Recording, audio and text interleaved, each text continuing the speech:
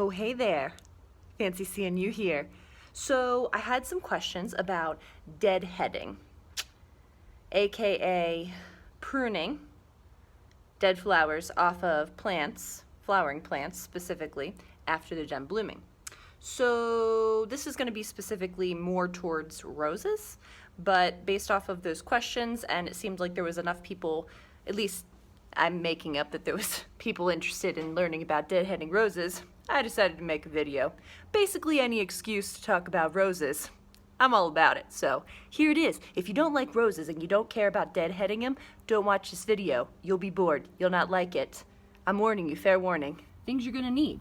This is real boring, so I'm gonna talk in this voice to make it sound more exciting.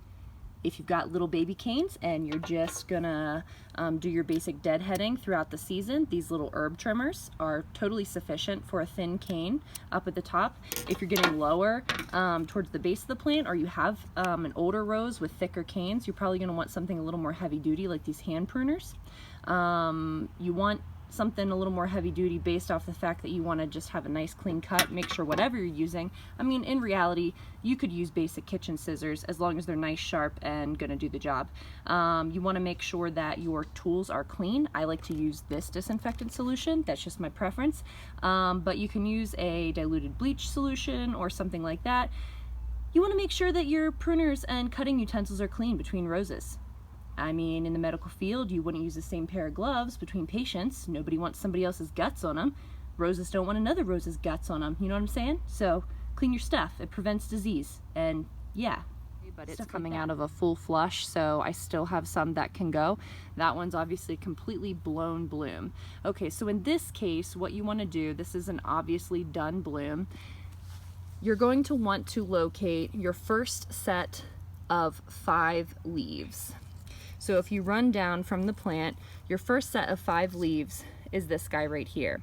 The other thing you want to do is you have to understand when you're pruning a rose, what you're doing is you're setting up the plant for where it's going to grow next, essentially. So for instance, if I were to cut right above this set of 5 leaves, the next branch is going to face that direction because that's where the leaves are going. So you want to make sure that you're picking, this branch is kind of inward facing, it's kind of in the center of the bush, but let's say it was this one over here. I wouldn't want to select a leaflet set of 5 growing into the plant, because essentially what I'm doing is promoting growth inward, and I want to promote that growth outward. That does a couple of things. One, your plant's going to look better because it's going to promote like a bushier, fuller shape, but 2, it actually helps with disease, because if you're pruning your plant in a way that is promoting like a vase-like shape and having those branches face out instead of growing into each other, you allow more air circulation into the center of that plant, and so that actually helps to prevent disease because it allows for good circulation with fungal diseases. Allows the sun to kind of get to the base of the plant and some of the lower leaves, less likely to black spot and things like that. So perfect example, I'm going to take my little clippers here, and here's my blown bud. I'm going to find my first set of 5, and then I'm going to actually do a 45-degree angle, and I'm just going to snip right above it, and that's done. Exception to that. So here's the situation. This bloom's actually pretty good still, but let's say this bloom was done and it was looking pretty rough and I wanted to get rid of it.